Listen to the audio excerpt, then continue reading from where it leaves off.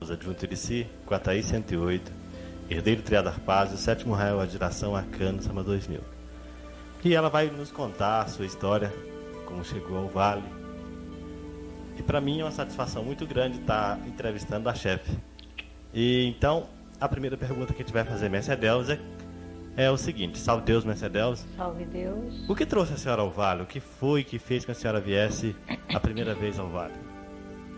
Eu vim ao Vale pela dor. Porque quando eu vim para Brasília, forçada pela transferência do ministério a que eu pertencia, e precisava vir. E ao chegar aqui, após algum tempozinho, o problema se agravou. E encontrei nesta amiga, Conceição Cassati, que já era amiga de tia, mais ou menos, pertencia, e disse: Edelvis, por que você não vai ao Vale do Amanhecer falar com tia Neiva? Talvez ela possa te ajudar. E eu assim fiz, orientada por ela, vim sozinha. Ao chegar, procurei saber onde era e vi aquela casinha de palha. Fiquei em pé na janela, onde tinha uma senhora sentada em cima de um baú, com umas 4 pessoas sentadas ao redor, ela conversando em casa dela. Ela me olhou e perguntou: você quer falar comigo, minha filha? Eu disse: sim, senhora. Ela disse: entre. Eu entrei, ela me mandou sentar ao lado dela e perguntou: você está bem? Eu digo: estou relativamente bem.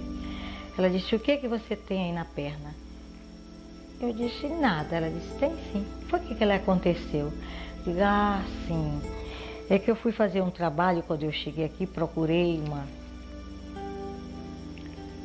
alguém que pudesse me ajudar e fui encaminhada a um determinado centro, onde me foi dado a fazer um determinado trabalho, que você deve conhecer, tia, que trabalho é esse. Trabalho um pouco pesado, e ao realizar esse trabalho, se aconteceu isso, né? Levou 7 pontos, eu digo: exatamente. E o que você tem na bolsa? Eu disse: é dinheiro, documentos. Não. O que mais? Eu digo, e peguei um rosário que eles dão como guia para proteger, de contas brancas. Ela disse: é isso mesmo, me dê isso. Você pode me dar? Eu dou. Ela disse: você não vai mais usar isto.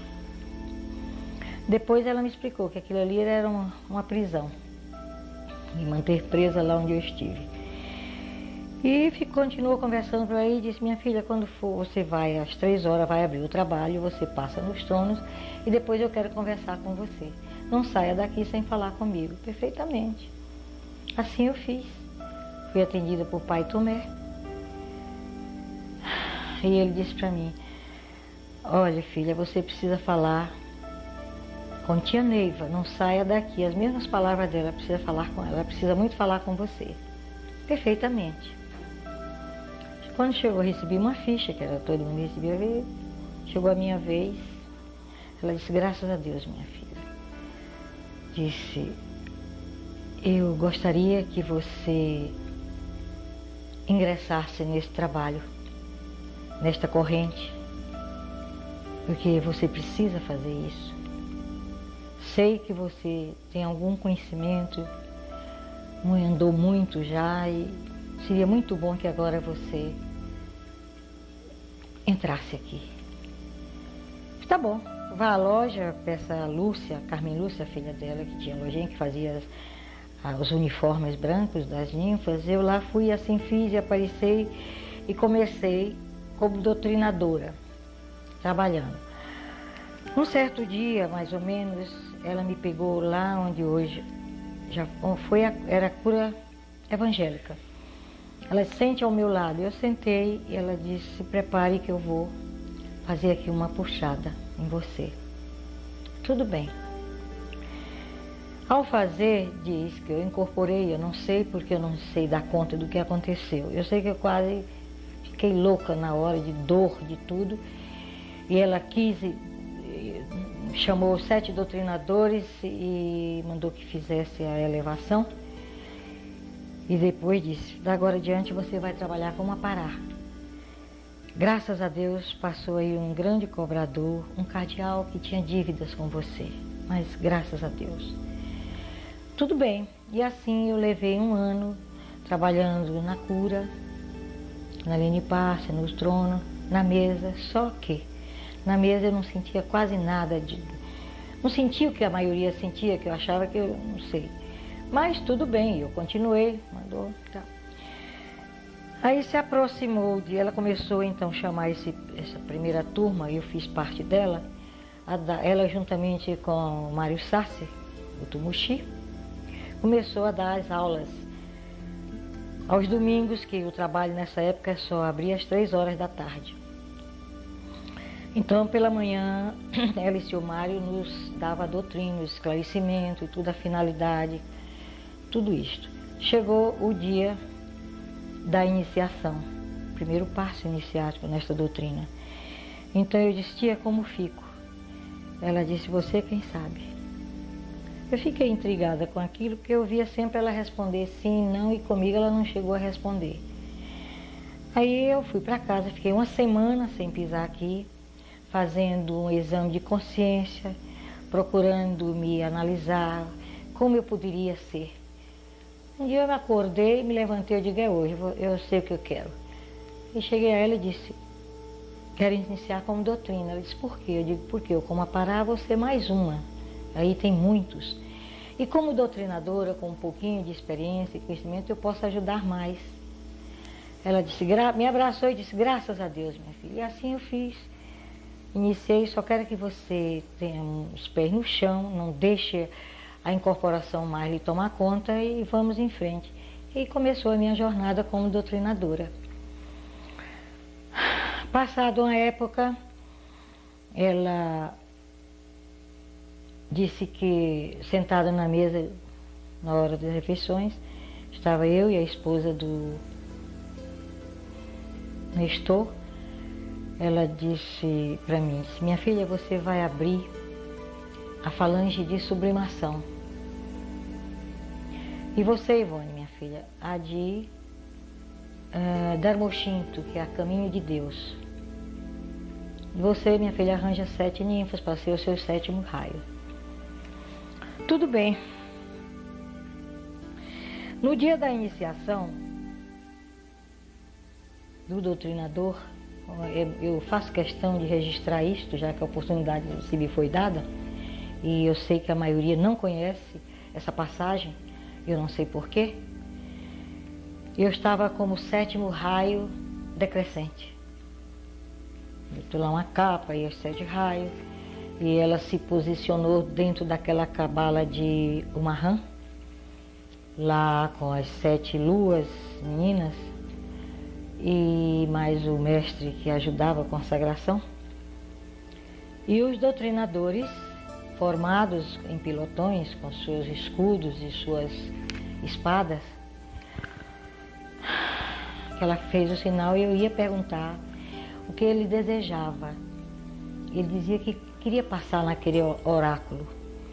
Eu levava, as meninas abriam o portão, eu dava a resposta, ela mandava que eu voltasse e perguntasse quais eram as intenções dele. Ele respondia para me espiritualizar e prosseguir na minha jornada. Ela disse, volte e diga para ele entrar. E assim foram os 39. Essa foi a consagração dos adjuntos? Dos adjuntos. Passava lá de joelho, ela colocava a espada na cabeça, sal, perfume, e ela liberava, iam até a certa distância, onde se encontravam os 3 trinos com um livro grande, onde ficou registrado adjunto e dando como é que se diz, a consagração dele. Por exemplo, o primeiro foi Alberto, que foi consagrado como é, meu Deus?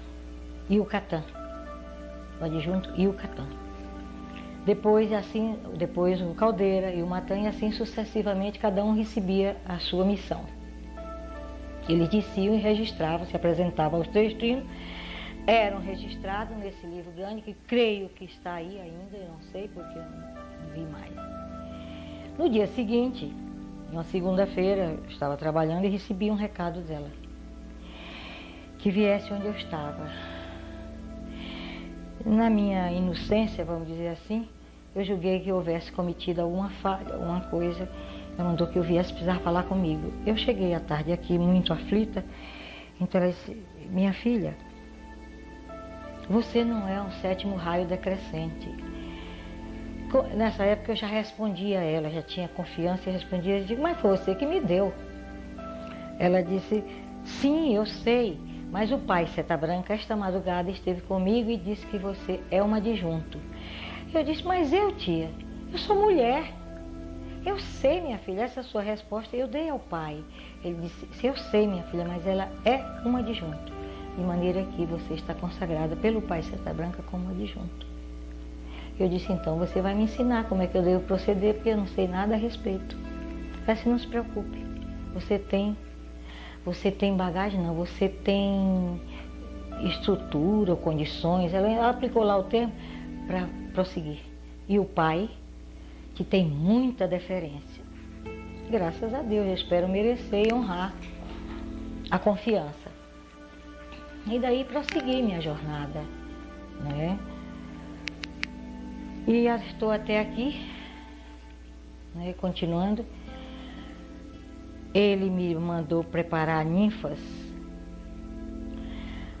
para fazer as seguintes iniciações após a tia, porque era a tia quem fazia, era quem recebia o pai e fazia a iniciação do doutrinador.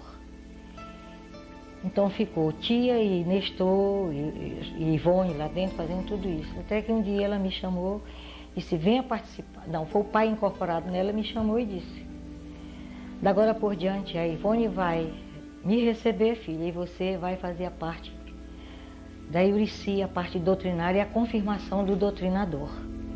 Tudo bem. E assim continuei a missão. Até que um dia ela nos chamou para dar o arcano. Era um ritual que ela nos fazia todos sentados, ela no meio, no seu Mário lá na cura evangélica, e trazia o número certo de determinados arcanos que o pai tinha dado, que ela, é como ela dizia, que ela não escolhia, ela cumpria. Então, foram os 7 primeiros, e os outros ficaram assim e perguntaram, ela disse, meu filho, na próxima reunião pode ser que o pai traga novos nomes, novos candidatos. E eu sempre no meio daqueles mestres, só tinha homem e mulher, eu e ela. E tudo para mim estava normal, tudo certo. Até que um dia ela começou a fazer as cassandras dos ministros, que ela já tinha dado os ministros. E ela disse, você também vai ter uma cassandra. Eu digo, mas eu não sou arcano. Ela disse, mas você é ministro. Depois ela me chamou e disse, é quando você se engana, minha filha. Você é um arcano, recebeu também o mesmo direito, a mesma força que os seus companheiros. Eu fiquei apavorada, porque eu achei que era uma coisa muito séria, muito elevada, muito sublime mesmo, para chegar àquele ponto, e eu só como mulher, no meio de 30 e tantos homens, e passei por muito sofrimento por causa, perdoe-me a verdade, mas muito machistas, e eu só de mulher, viúva, para ser um arcano no meio daqueles 38 mestres, não, 39. Então, e aí começou a minha jornada. Comecei a preparar as ninfas para receber ao pai, que a tia disse, o pai mandou que você preparasse as luas, ninfas luas, as primeiras, para fazer a iniciação. Você vai preparar para receber e vai trabalhar com esse povo. Então,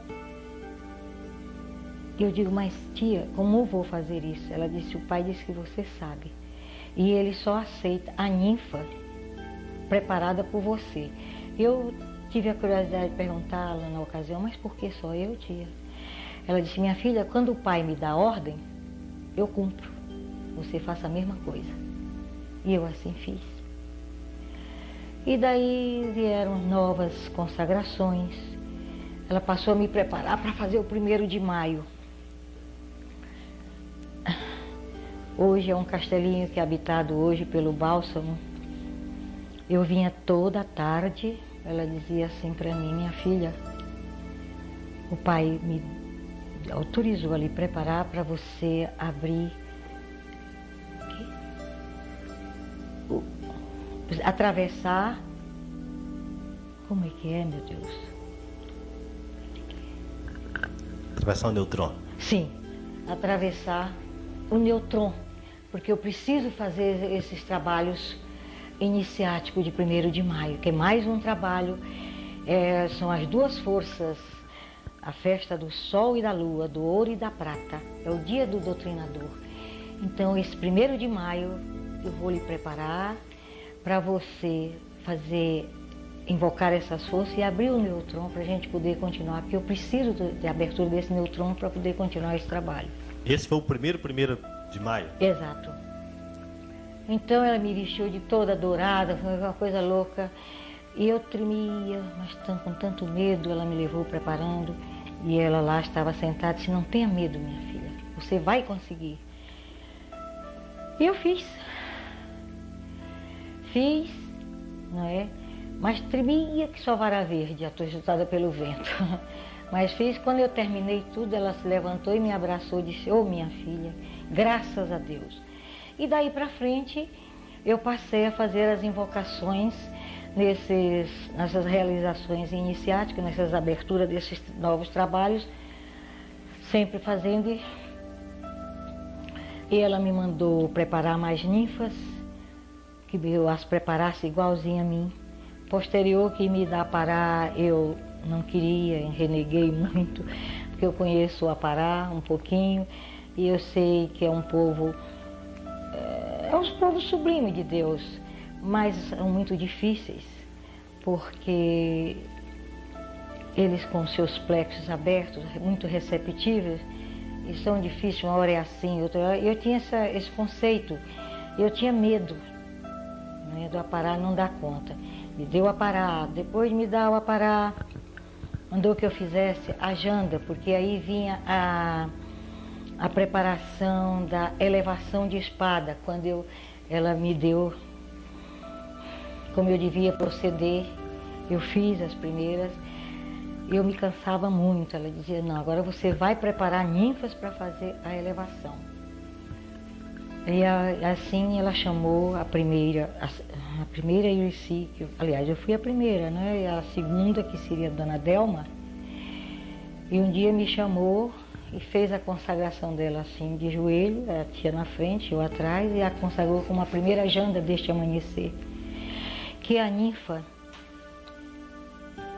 que depois de se tornar em si conhecedora de todos os trabalhos, de todo, e saber puxar uma força na abertura de um trabalho de poder iniciático, ela passaria então a se preparar para ser uma janda, ela ficaria específica para aquele trabalho de elevação. E todos os trabalhos extras que houvesse dentro do templo, ela seria responsável, desde que obedecesse à escala do adjunto.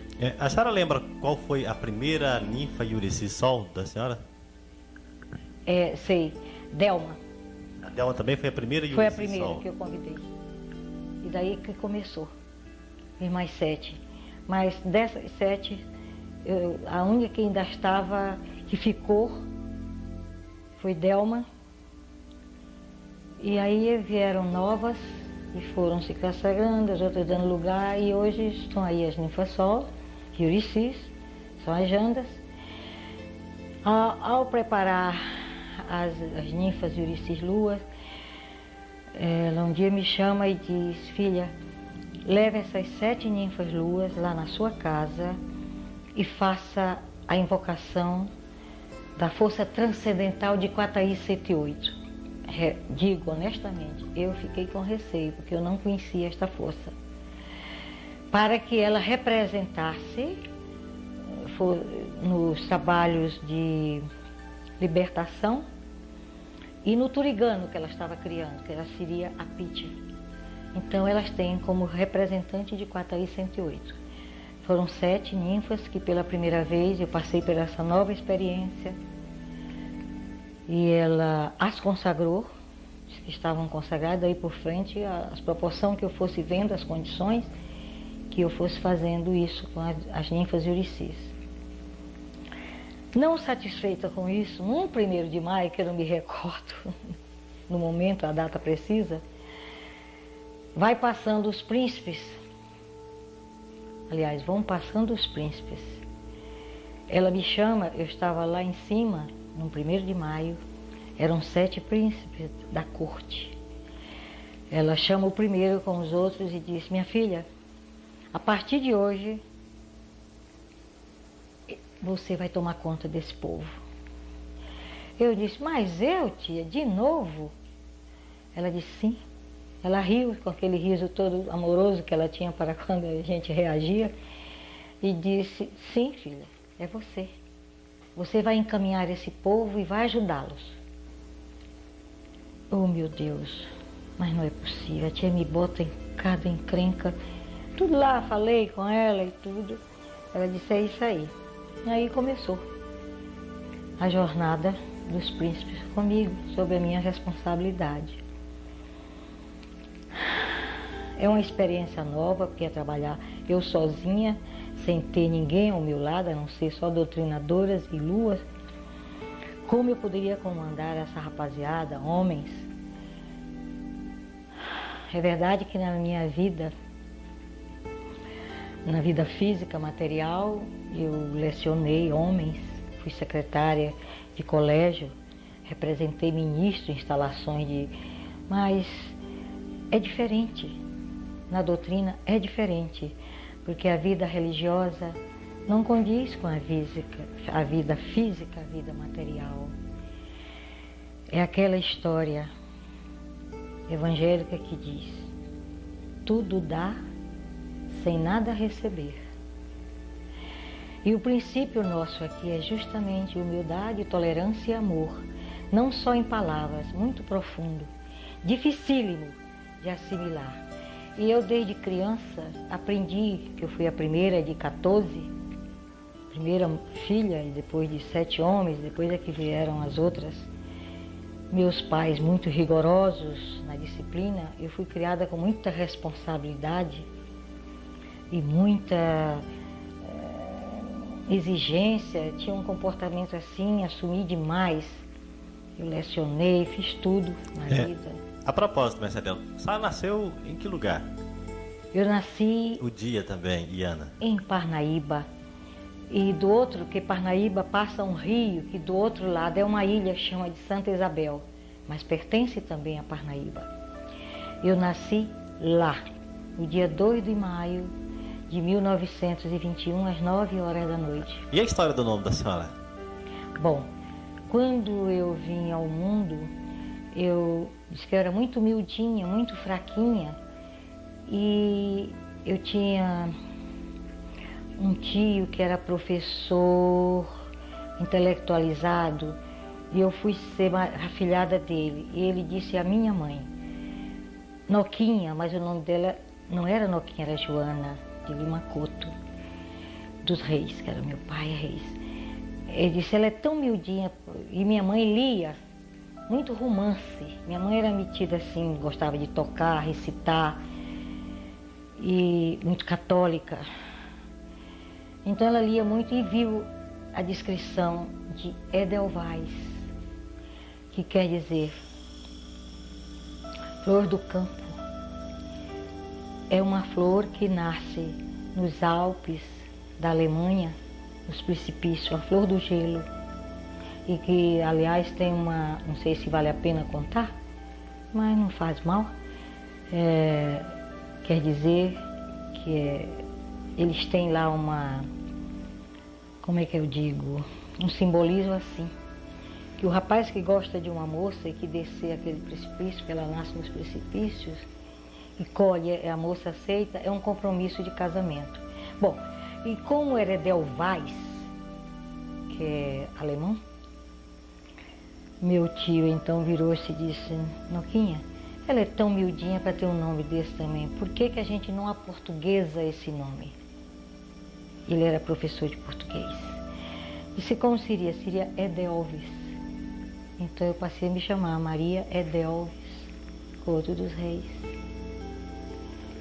Esta foi a razão do meu nome, da minha origem, sabe? Então, a flor significa flor dos Alpes. Acabei de dizer. Mais alguma pergunta, mestre? A senhora quando veio, a senhora veio do Rio de Janeiro para cá? Vim do Rio, morava há 20 anos no Rio de Janeiro. A mudança foi brusca porque eu vim sozinha. Lá no Rio eu tinha minha família, do lado de meu pai. Morava lá, família grande, né? E então foi por essa razão que eu busquei no Espiritismo um lenitivo para o problema que eu estava vivendo. E aconteceu o que aconteceu e terminei por chegar aqui. E parece que a mediunidade na família da senhora, parece que principalmente as irmãs, é um fator muito forte. Realmente. Parece que é uma família só de compromissos, de missionários da espiritualidade. Porque vou contar uma passagem.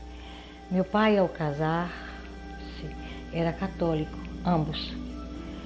E passou por uns certos problemas e abraçou a maçonaria para poder, foi aconselhado a isso para poder superar um problema. Graças a Deus foi superado nesta oportunidade. Depois então, ao voltar aqui para Parnaíba, onde é nossa cidade de origem, onde eu nasci, meu pai passou a ser espírita, começou a desenvolver.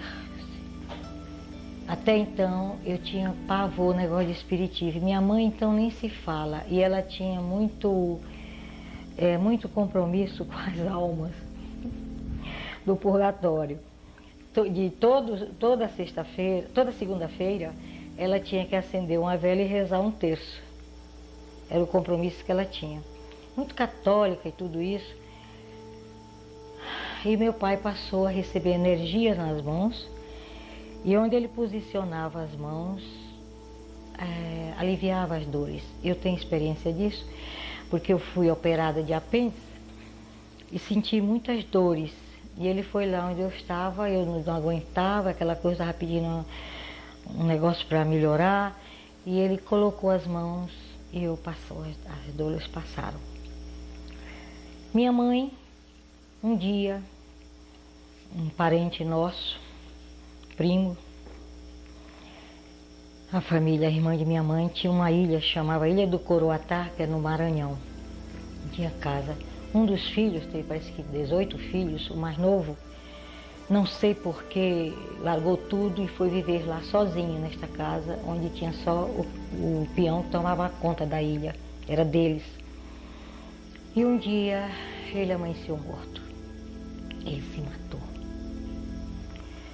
A minha tia, que é irmã de mamãe, não aceitava, chorava muito. Disse que não, que ele tinha sido assassinado, uma confusão doida. Um dia meu pai, já chateado com essa conversa da minha tia, que isso aí, tinha aquela coisa toda, me chamou, sentou na cabeceira da mesa e disse, o diminutivo dele com a mamãe seria Noca. Noca, senta aqui. Botou um lápis e um papel e não disse nada, nem para mim, nem para ela. Aí ele fez uma prece muito bonita. Mamãe tinha um pavor de espiritismo.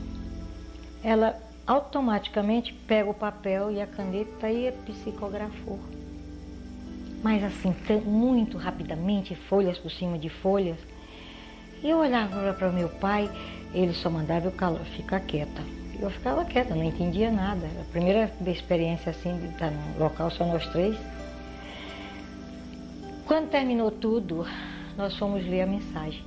Ele chamava-se Antônio Mentor. Ele dizendo que pedia a mãe dele, que pedisse à mãe dele, que não fizesse mais aquilo, que ele precisava era de muita prece, porque ele tinha cometido suicídio por falta de esclarecimento. E que ela não julgasse nem condenasse ninguém. Mamãe nunca mais quis sentar na mesa e disse que não era, que ela tinha horror. Ela tinha tanta coisa com as almas, tanto assim, união com as almas, que no dia de segunda-feira ela não dormia só, porque às vezes papai viajava. Na época ele ainda era comandante de navio ali do Rio Parnaíba. Então ela ficava só, ela não ficava só. E no dia que ela esquecia, com muito sono, ela não dormia, porque elas botavam ela lá no Nordeste, lá dia de muito calor, além da cama, tinha sempre uma rede. E ela passava para a rede e nos botava na cama para fazer companhia. Ela não dormia, elas botavam ela para fora. A mamãe tomava, por causa da dificuldade intestinal, ela tomava pílulas do Dr. Rossi, que era para funcionar o intestino. E as pílulas rolavam tudinho no chão, botava ela para fora. E ela ficava apavorada. Enquanto ela não rezasse e não acendesse a vela, ela não dormia. E assim, depois vieram todos nós. Meu irmão era católico, passou a ser maçom. De maçonaria passou a ser espírita, por sinal ele era até epilético, não é? Estivemos morando em Salvador, antes de chegarmos aqui. E o outro, antes desse que morreu epilético, ele teve um problema no dente e a família é muito inclinada a abscesso, não, como é que a gente chama?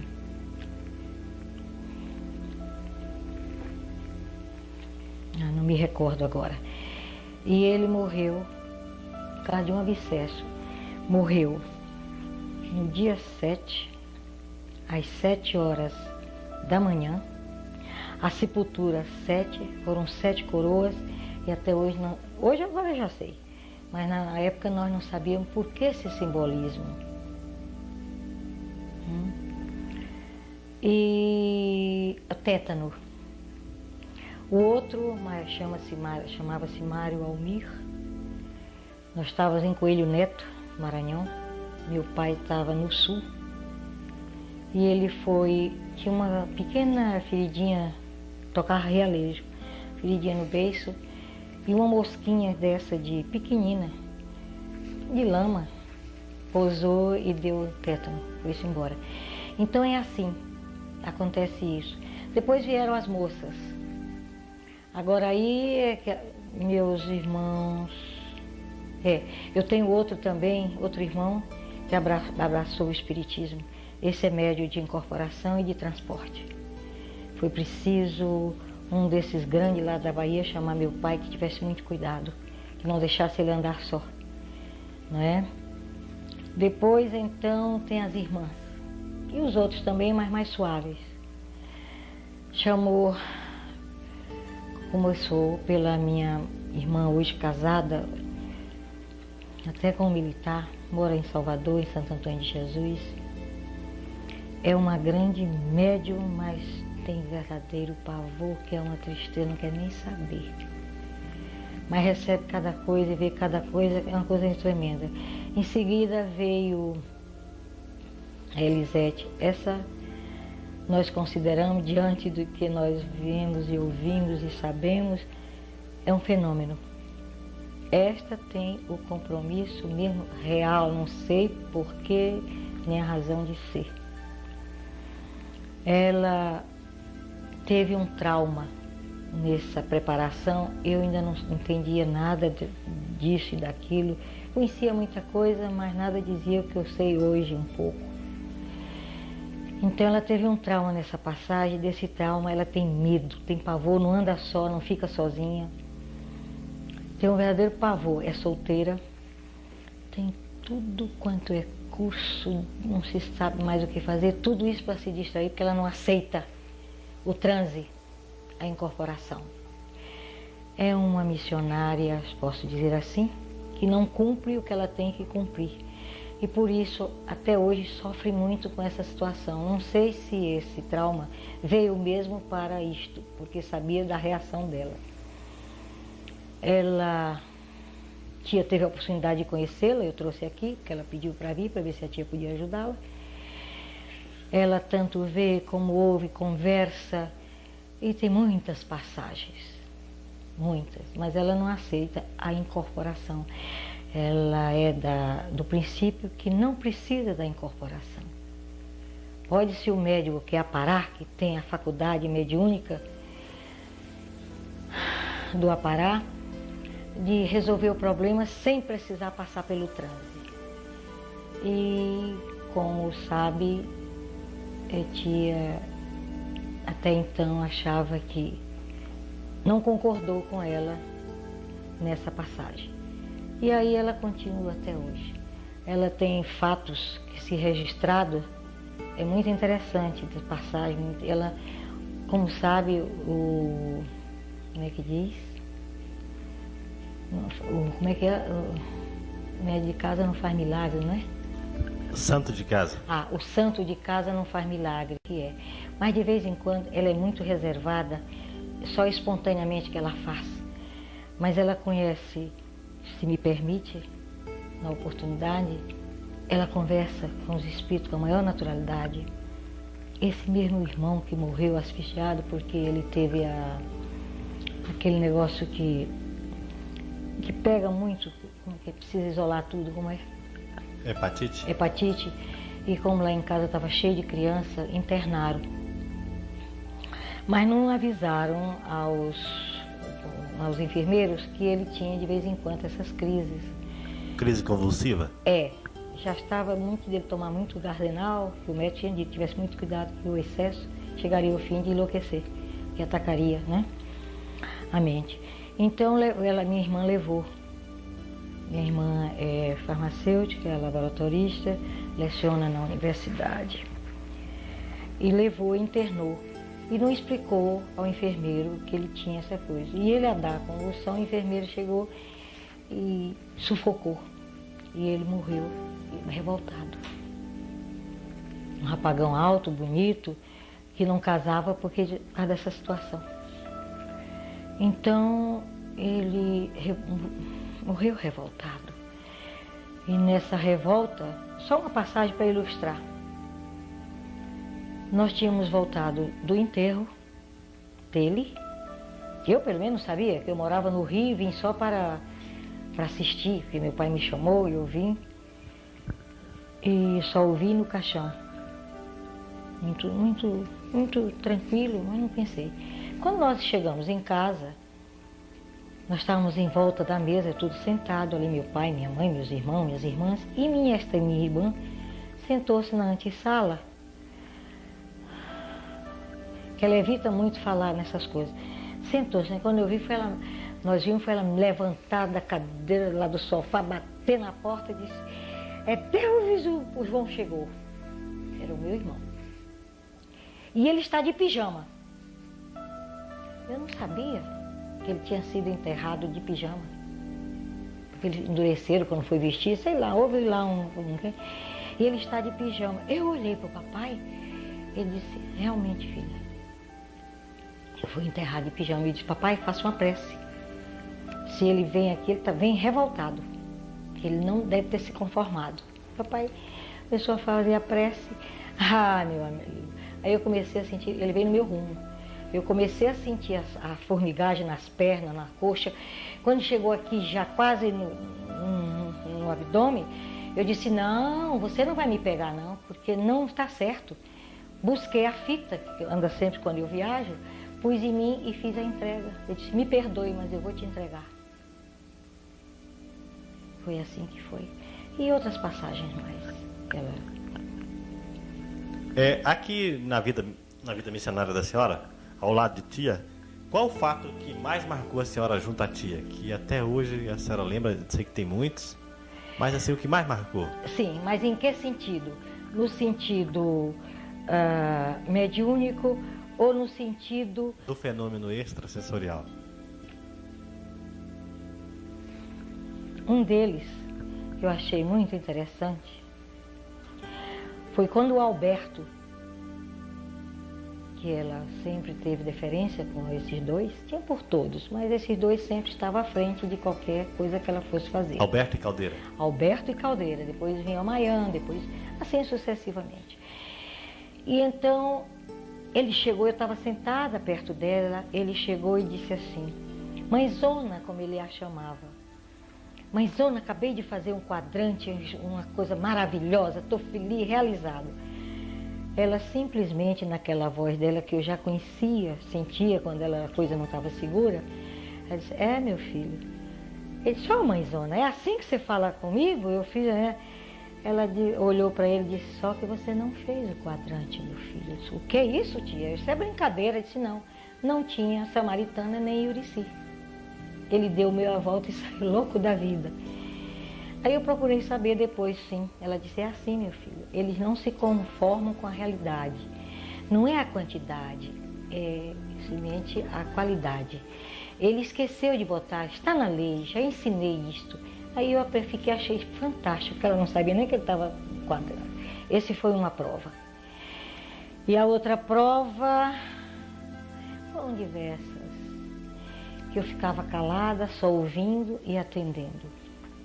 É lamentável, que eu sempre lamentei até hoje, quando ela nos chamava, não era só para o corujão, que era chamado, quando ela foi reunir aquela mesa para dar aquele lanche, para depois dos trabalhos, ela ficava conversando até, era quando ela chamava só os adjuntos para dar explicações, naturalmente, iniciáticas, espirituais, essas grandezas que só mesmo que é um missionário do nível de uma escolhida mesmo, porque ela foi uma escolhida para trazer esta doutrina, a complementação desse compromisso dela do doutrinador, viu? Que ela, quando ela fez o doutrinador, ela disse a mim, eu vou pedir ao pai permissão para continuar, porque vocês precisam muito ainda. Foi quando o pai disse a ela, minha filha, você já cumpriu o seu compromisso, mas pai, eu gostaria de continuar. E o Daniel disse, bom, você será atendida. Mas veja bem o que você está pedindo. E realmente ela continuou. E nesses ensinamentos à noite só ficava o seu Mário, o Nestor e ela. Ela começava dando aquela aula, coisa mística, para nós era coisa assim muito, muito sublime, muito assim, muito alta, né? Que nós precisávamos entender como e o porquê e a razão de ser daquilo, como deveria ser. Um dos companheiros às vezes fazia as perguntas, mas eu não gosto nem que isso seja dito para ninguém.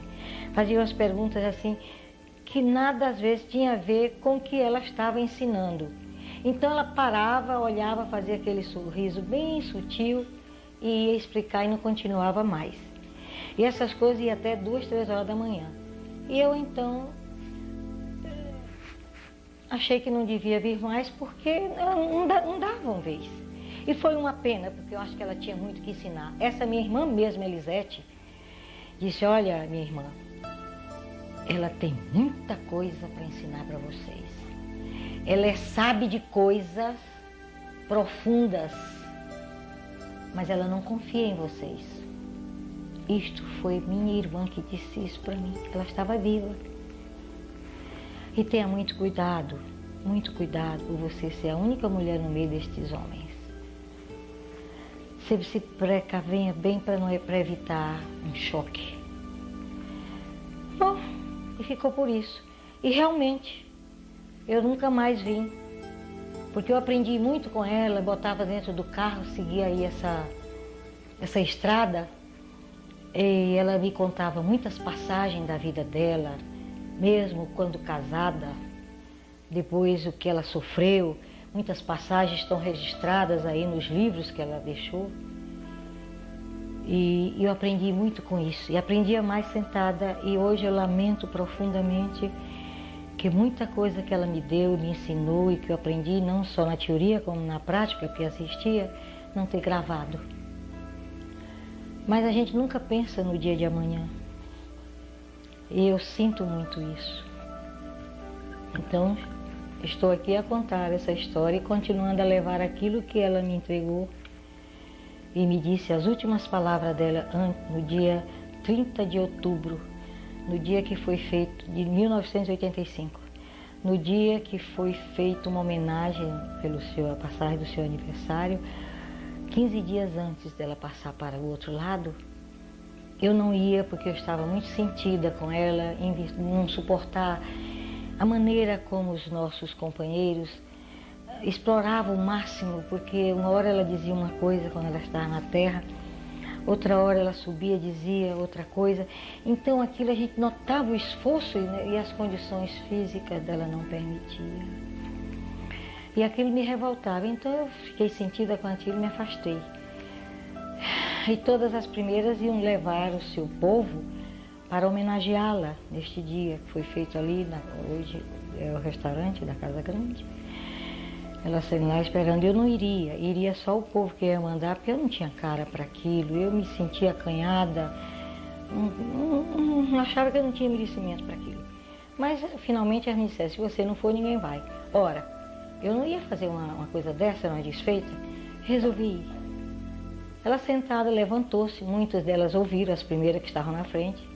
Ela me abraçou chorando e disse, filha, tudo são mesquinharias, tudo são mesquinharias. Me empurrou assim um pouco, olhou nos meus olhos e disse, Edelvis, você mora no meu coração. Minha filha, você me é especial. Me abraçou muito e disse, olhe, você é minha última esperança. Então eu trago isso gravada como letras de fogo na minha mente, no meu coração. Apesar de todos os defeitos que eu possuo, que trago da minha transcendência de ser hoje assim, de comandar esse povo que me foi entregue, não é? E que ninguém sabe da minha história, nem o porquê, mas eu tenho certeza que outras cartas que ela me fez, eu vim saber o que eu fui, o que eu passei. E aqui estou, segundo ela, me preparando para voltar para minha alma gêmea. Então tem uma história da senhora com a alma gêmea? Ela só disse isto, porque os mestres disseram por que ela não me dava um companheiro para me ajudar. Então ela disse, não adianta, filho, porque já tentei 2 vezes, chamei minha filha, e ela dizia que se eu fizesse isso, ela ia sair da doutrina. Mas por que, tia? Porque a alma gêmea dela foi quem evoluiu e está lá à espera dela. Ela não sabe disso, eu vim saber depois que ela partiu, eu vim saber o porquê, que eu sou sozinha hoje. Sozinha, força de expressão, porque eu acredito que eu tenho assistência espiritual, tenho assistência desta falange enorme que oportunamente, agora eu digo de todo o meu coração, se eu estiver errada, se eu estiver fazendo média ou qualquer coisa, eu defendo de unhas e dentes como se fossem meus próprios filhos da carne e do sangue. Não quero que ninguém toque, não quero que ninguém faça nada com eles. Faço tudo para que eles possam voltar à sua origem, com aquele princípio que ela me deu, não é? Então, nem sempre sou compreendida, sou sempre criticada, mas isso faz parte da missão, faz parte do missionário, que ninguém atravessa essa missão, essa jornada evangélica sem os espinhos, sem os pregos, sem as decepções. Isso faz parte da evolução espiritual. O que quer dizer Yurici?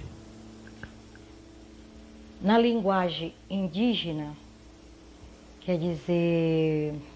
Como é que é? Flor do campo? Ela dizia flor do campo, era lençol branco, sabe? Ela dizia, na linguagem indígena seria flor do campo.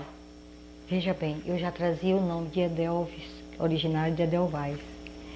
Então ela dizia flor do campo, né? E o que acontecia com quando na Grécia, em Delfos, qual é o episódio que se passava com as Yuricis? Era o seguinte, ela, contado por ela, gravado pela sua própria voz numa fita, cuja fita eu não posso provar porque sumiu. Ela disse que sentada, me falou qual era a origem da Yurici. Na boca de um vulcão, onde ela, sentada num tripode, mascava folhas de louro, fazia as profecias, cada profecia para os reis, para aqueles monarcas, aquelas grandezas todas, cada profecia, ela morria, passava 2, 3 dias exausta. E sentindo que as forças já estavam se exaurindo, ela foi alertada que viria uma moça do espaço para ajudá-la na missão, porque a missão dela era recolher os soldados mercenários, as famílias abandonadas por estes soldados, tratá-los e cuidar. E ela já não tinha mais sentido condições de cumprir a missão. Então foi-lhe dito pela espiritualidade que ela ia receber uma moça do espaço, que seria a Yurici, que viria ajudá-la na missão. E segundo as palavras dela nesta fita, que fui eu que cheguei, e eu trazia nos ombros para servi-la os soldados feridos, as famílias desgarradas e tudo isso. E como nós, Yuricis, primeiras que lá chegamos, aí começamos, ela mandou que formasse a ordem das Yuricis. Como nós não incorporávamos, ela então começou a vir as senhoras, moças daqueles soldados que a abandonavam nas suas missões de batalha, os mercenários. Ela viu que tinha entre elas pessoas, ou missionárias, vamos dizer assim, que tinham capacidade da incorporação, e mandou que as Yuricis as moldassem. E dentro dessa modelagem, ela classificou que elas ajudariam a levar as missões através dessas ninfas, que seriam as aparás, depois de preparadas pelas Yuricis, só que não incorporavam. Elas levavam as mensagens, as profecias. E ela classificou como Jassanã e Muruaicis, sendo que as Muruaicis seria como se fosse assim, na época ela disse porteiras, abrir e fechar, e na ocasião até eu disse, são os chaveirinhos do céu, não é, tia? Ela disse isso, minha filha. E a Jassanãs há de fazer as profecias e complementar os trabalhos junto às Yuricis. Tanto é que essas moças, principalmente a Jassanã, vestem preto também. Que ela dizia que o preto era iniciático, enquanto nas outras seitas, religiões, missões, dogmas e assim por diante, etc., o preto é negativo. Tanto que minha roupa, ela passou, desde que eu passei a ser adjunta, ela disse que daquele dia em diante eu não poderia vestir mais outra cor, não foi o preto, nesses trabalhos iniciáticos. Tanto que eu não tenho. Parece que trabalho, a minha indumentária são todas pretas. Hoje, 1994, qual é a palavra que a senhora levaria aos Yuricis e aos príncipes? Mestre, eu sempre digo para elas, aproveite tudo que vocês puderem com todo o amor, unam-se para que uma só força, na unificação dessas duas forças, dos maias, aqueles grandes mestres preparados pelas amacês, e do ministro Yurici, que representa a paz, a harmonia e o amor, que estas duas forças unidas consigam levar avante esta doutrina, este evangelho, no cumprimento deste compromisso missionário. Mas para isso precisam não só saber que o nosso princípio é humildade, tolerância e amor, mas que procure ir tirando um pouco da terra que tem no coração e se evangelizando, procurando entender e ler para que elas compreendam a grandeza desta missão, para que elas também possam e eles voltarem à sua origem, que tem direito. Bom, mestre Deus lhe pague, ministro Yurici. Mas antes da gente terminar, existe mais uma perguntinha aí. As suas ordens, meu mestre. Que ficou, sobre o primeiro cavaleiro da lança Faleiro Verde. Sim. A senhora poderia falar sobre ele? Muito sutilmente, porque foi foi quase assim, eu acredito assim, que foi quase um fenômeno. A tia começou a dar cavaleiros aos adjuntos. Eu cheguei a ela e digo, escuta, e eu vou ter cavaleiro também? Ela olhou e disse, vai ter. Se você não tem um adjunto, vai ter o cavaleiro. Você é igualzinho os outros, minha filha. E dava para um e para outro e não chegava a minha vez.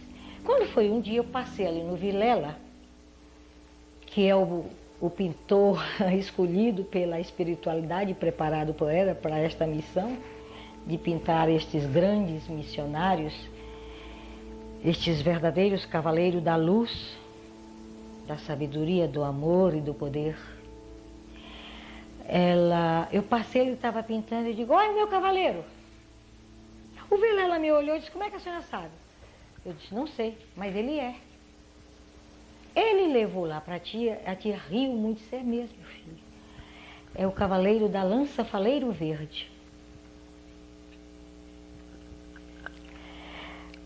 Tem uma passagem pequenina do ministro. Eu não sei se os outros que receberam seus ministros que se trazem também sua escrava. Eu não sei se é por eu ter sido mulher. Eu tive a honra de conhecer a ninfa Valciara Verde, escrava e companheira do ministro Urici nesta jornada. E assim foi-me dado o cavaleiro que aí está. Segundo ela, é um cavaleiro assim, muito lei, muito, como é que ela dizia? Muito lei, muito rigoroso. Para ele, ou é ou não é. E só você poderia ganhar ele, minha filha, porque você é desse jeito, é muito intransigente. E eles às vezes me chamam de perfeccionista. Não, eu não sou. Mas desde criança eu aprendi a procurar fazer as coisas dentro daquilo, dentro do direito. A senhora vem trabalhando com a Apará desde quando a tia estava aqui. Sim. A senhora tem sentido alguma diferença, assim, na energia que o Apará traz desde a época da tia de hoje? Há alguma diferença na incorporação dos Aparás? É uma pergunta capciosa, porque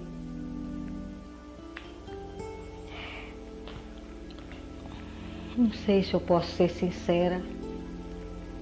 Existe.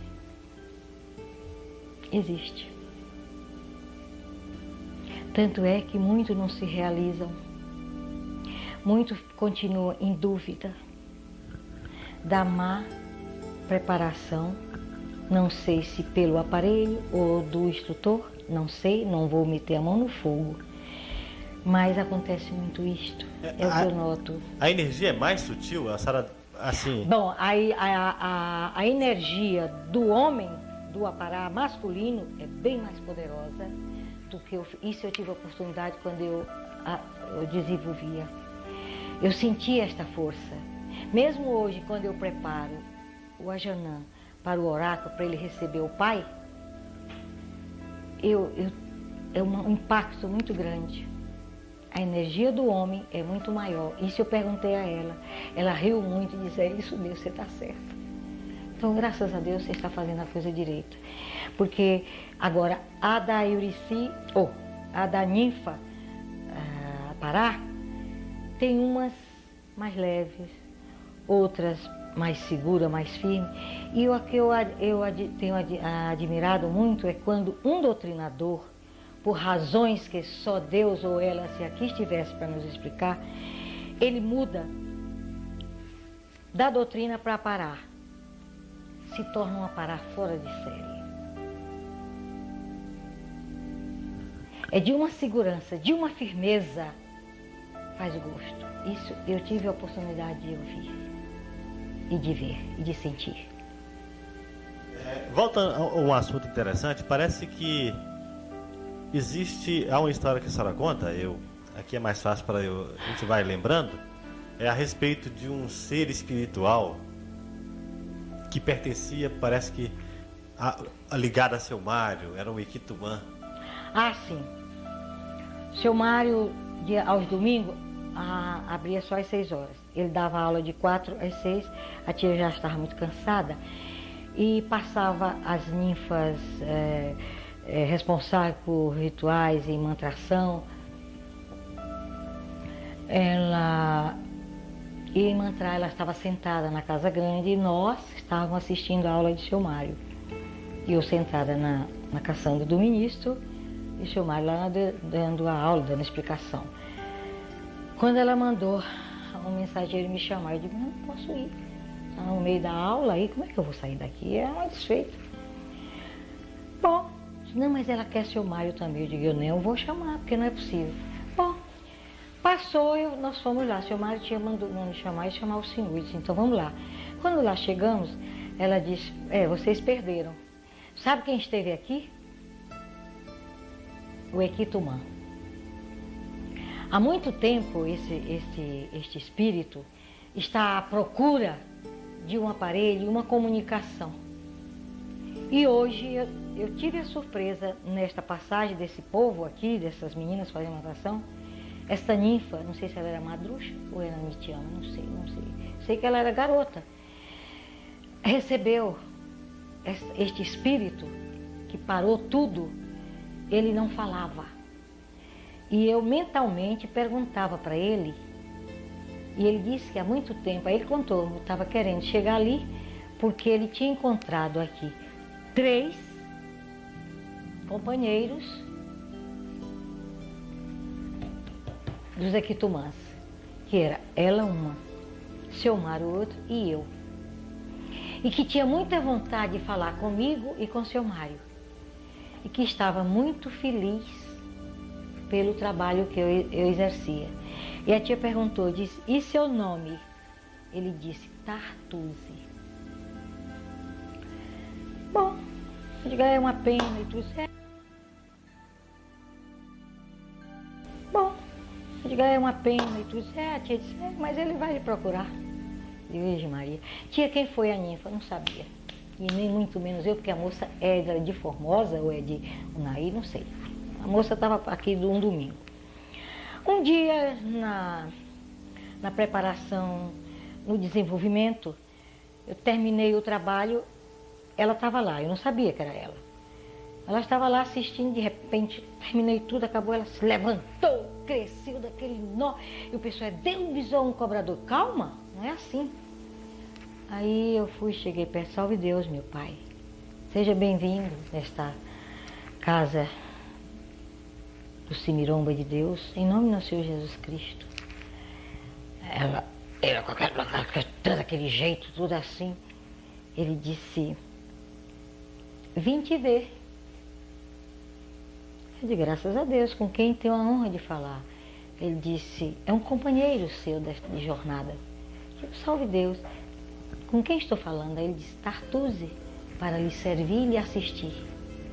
E lhe dizer, irmão, estou muito feliz com a sua doutrina, estou muito feliz com a sua conduta. Continua você chega lá. Gostaria de falar com o Mário Sassi, quase que ele não dizia o nome do Tomuxi. Aí mandei atrás do seu Mário, tudo que lá não achei. Nunca mais ouvi Tartuzi. Foi só essa vez. Só isso que eu recebi. Falei pra tia, ela disse, minha filha, graças a Deus, ele estava louco para falar com você. Então falou, tia, foi só isso que se passou. Pronto. Ficamos nisto. Hoje o Amanhecer é uma escola com muitos alunos e muita gente que vem como paciente. Mas tudo isso só foi possível porque tia Neiva, e juntamente com os adjuntos arcanos, hoje que são os arcanos, que são as pedras base e o esteio hoje dessa doutrina, trabalhou, deu muito de si para a edificação dessa doutrina. E a senhora tem acompanhado muito essa luta, aliás, se acompanhou sempre de perto essa luta, e a gente pede a Deus, ao início de si, ao Pai Santa Branca, eu costumo dizer que a senhora é a primeira secretária do Pai Santa Branca, né? Salve Deus, que ele não ouça que não saiu de mim isso, você assume esta responsabilidade, mestre hoje, primeiro príncipe Maia deste amanhecer. Eu costumo sempre falar isso porque a senhora tem sempre estado muito perto do Pai Santa Branca nesses desenvolvimentos. E a gente reza e pede ao Pai que dê para a senhora muita felicidade, muita alegria e que a senhora encontre tudo aquilo que a senhora ainda espera encontrar. E eu quero agradecer particularmente a feliz oportunidade de entrevistar a chefe e deixar esse tempo aqui para a senhora as suas últimas palavras. Só que a honrada sou eu que me sinto por esta grande oportunidade, porque não deixa de ser um registro, quem sabe, para o futuro. Porque nós sabemos que nós temos uma determinada passagem no planeta, para quando devemos passar para o outro lado. E só Deus é quem sabe. E é o que eu digo, de todo o meu coração, enquanto houver uma esperança, um alento de vida na minha alma, eu quero e peço ao Pai, através de Seta Branca, se é que eu a continuo merecendo o que ela dizia, que ele tinha uma confiança muito grande em mim, que eu continue a merecer, e junto ao nosso ministro e a este povo maia, que não é nada fácil, por isso ela se fez madrinha dessa turma, eu conheço mais ou menos a sua história, que eu possa, até o último alento, conduzi-los à estrada de cada um deles. Que jamais nenhum deles se perca e volte à estrada velha, para que possa alcançar o seu objetivo, o objetivo de cada um, vamos dizer assim, voltar à sua origem. Se depender das minhas forças, de ser como eu sou, porque eu sempre digo, eu sou o que eu sou, assim ficarei até o final. Eu carregarei essa turma que eu amo de todo o meu amor e todo o coração, de tudo. Não tem pai, não tem mãe, não tem nada, tem neto, tem tudo isso. É diferente. É diferente. O Evangelho de Jesus é uma grandeza. Por isso é que ele nos ensina, quando disseram, mestre, sua mãe está aí. Ele diz, quem é minha mãe? É muito grande a resposta. E eu pergunto, quem são meus pais? Quem são meus irmãos? Quem são meus companheiros? Quem são os amigos? São esses que convivemos a cada dia neste Evangelho, nesta doutrina, deste amanhecer. E eu espero um dia, quem sabe, Deus, que a própria Quataí 108, onde estiver, que possa me estender sempre a sua luz, a sua sabedoria e forças, junto a esse povo que ela me entregou, para que eu possa levar até o final. Com todo o amor, com todo o meu carinho, do jeito que eu sou, e que eu possa lá chegar. Será esta a minha realização. Será esta o maior prêmio que eu posso receber, é conduzir aqueles que me procuram, porque às vezes nem sempre são irici, nem sempre são príncipes. Tem outros que me procuram e eu, com tudo pouco que eu tenho, eu procuro dar. E que me ajude, que eu possa sempre assim conduzir. Inclusive os meus familiares de sangue, que me ajude também a ensiná-los a caminhar, que precisam muito. Mas vamos ver o que nos reserva o dia de amanhã. E eu espero poder estar junto a todos vocês, ou deste lado ou do outro. Eu quero ter isto será o prêmio de todo o esforço, de toda a grandeza, de tudo que eu tenho recebido, de todas essas coisas. Saber que eu conduzi com todo o amor e honestidade, com tudo isso, este povo é um povo grande. É um povo que, se continuar crescendo como está, não sei o que será. Só Deus é quem sabe.